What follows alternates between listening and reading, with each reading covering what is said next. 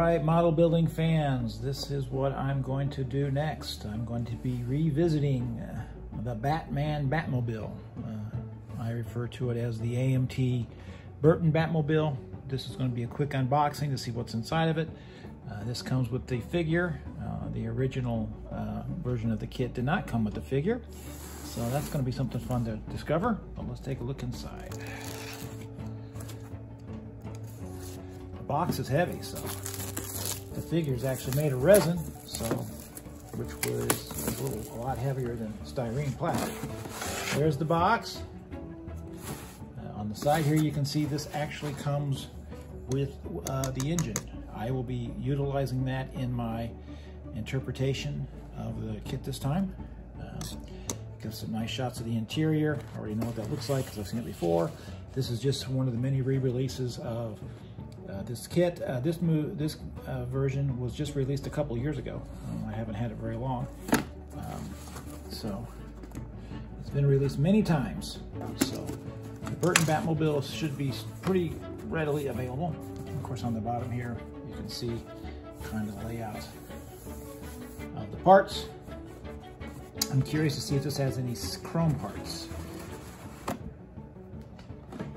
So let's see what we got here. There we go. I guess this is probably the big selling thing for this kit, is this little Batman. So I'll probably do something with that. Let's take a look at this. It does come with some chrome pieces. Looks like the wheels are chrome. Here are the instructions. So, Batman back there. Let's see here. Take a look at the instructions. I can probably build this from memory. I wouldn't even probably need the instructions. It's a very simple build. This build itself is not a problem. The entire thing on this, of course, for me will be the what I'm decided to do with it. So the paint job and whatnot. So I'm not going to build this kit as on the box in pristine shape. I'm going to do a very battered Batmobile, as if the Batmobile had never become the Bat Missile. If you remember in Batman Returns, it becomes the Bat Missile. In this version, I'm going to pretend that this Batmobile was used many, many times and very battered and in very poor shape. So it's going to be an older Batmobile, a battered Batmobile. So these are the parts it comes with. The body itself is more or less just one piece, and then you just have to put these little the fins on the back. So it goes together very easily. There's nothing different from this than it was when it first was released in '89. So this is a basic unboxing. I'm not going to take everything out of the plastic yet. But these are the parts. It goes together very easy. Let's see what I can do with it.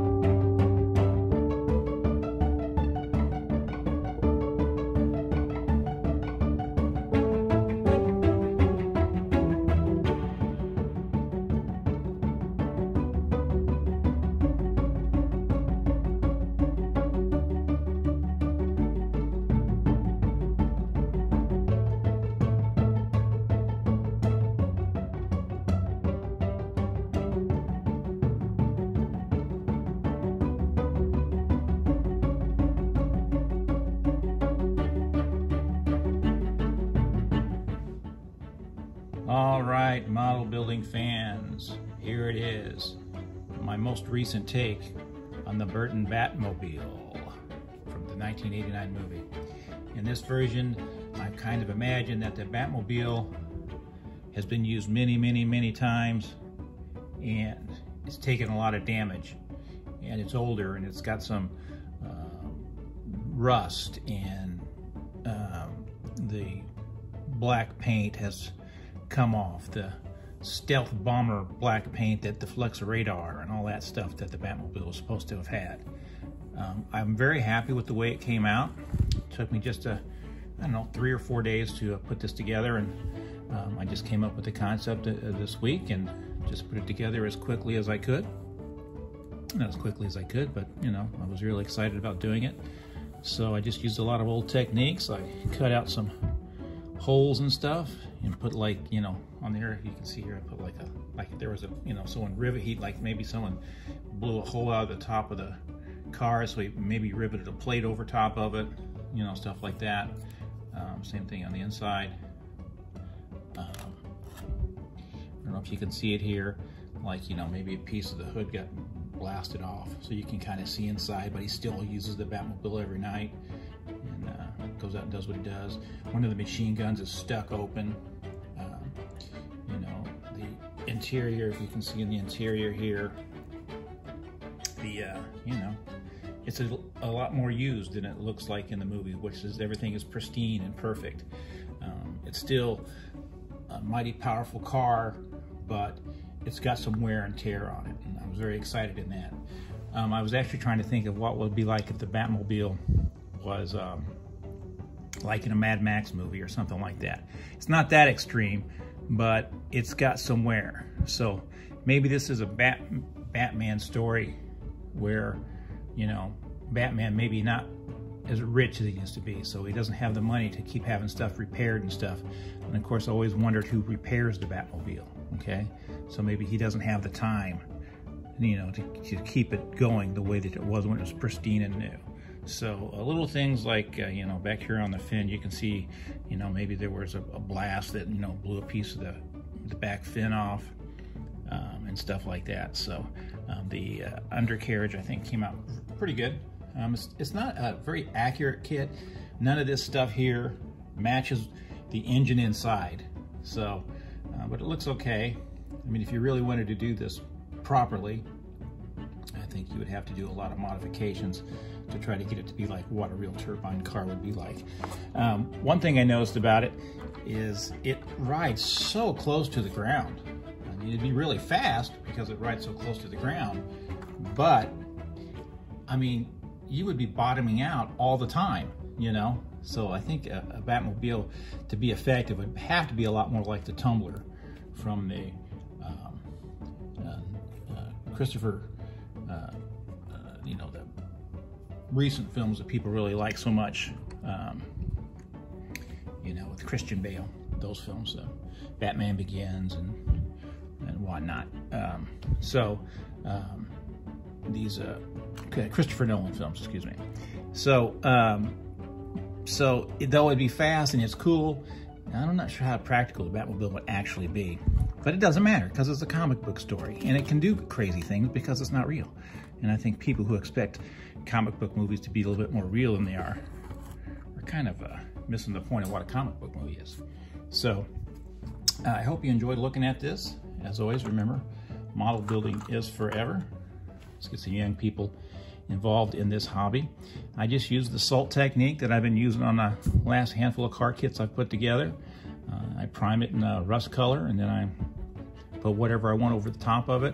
And I use some of the Tamiya, you know, weathering materials as well. And I think it came out pretty good. It's fun. Maybe the next time I do one, I'll just do it traditional, just straight up, you know, gloss black, and make it look, you know, the way that, you know, it does in the film. But I like the idea that,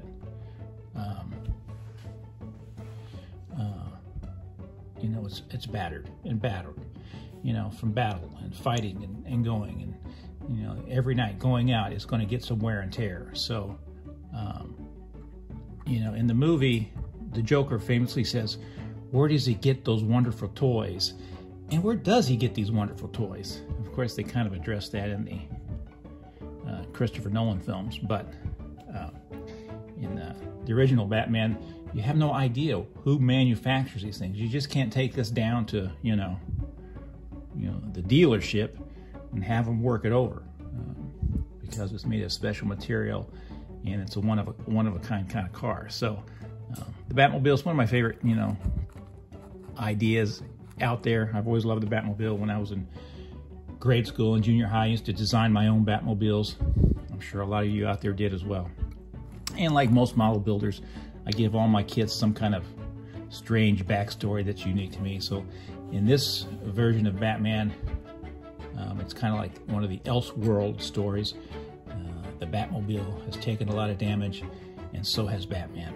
Of course, I did show that this did come with this figure that's on the box. I just didn't do the figure. I might do it for something later, but I didn't really want to do it for this particular kit. I just really wanted to do the car. So I hope you enjoyed looking at it. Like and subscribe and all that stuff if you want, or not. The battle-damaged Batman Batmobile from the Tim Burton films. I love it.